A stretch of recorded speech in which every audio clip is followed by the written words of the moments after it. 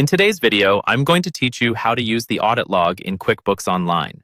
The audit log is one of the most important tools you have for tracking what's happening in your books, who made changes, and when those changes were made. By the end of this walkthrough, you'll feel confident using it to review activity and troubleshoot issues. First, let's access the audit log.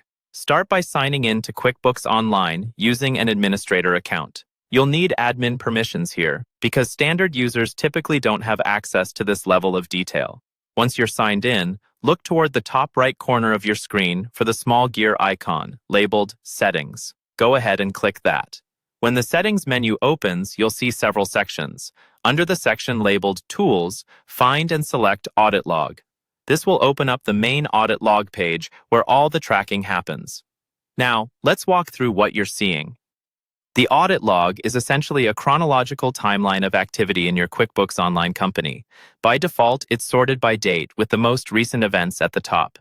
Each row represents an event, such as a transaction being added, edited, deleted, or a user signing in. This is your master record of changes. To make this log useful, you'll often want to narrow down what you're looking at. That's where filters come in. Look for the filter options, usually near the top of the audit log. Here, you can filter by user, so you can see only the actions taken by a specific person. You can also choose a date range, which is helpful if you know roughly when a change occurred.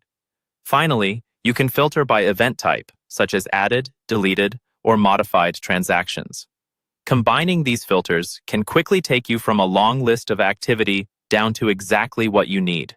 For many entries in the log, you'll notice that the event includes a hyperlinked transaction name in the event column, or an option to view the item's history. Click that link to open a detailed history for that specific record. This view lets you compare the original version to the updated version, so you can see precisely what was changed and by which user. You may also notice entries made by system accounts like system or online banking administration.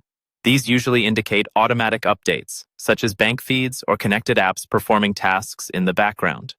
It's normal to see those here, and they help you understand which changes were made by people and which were made automatically.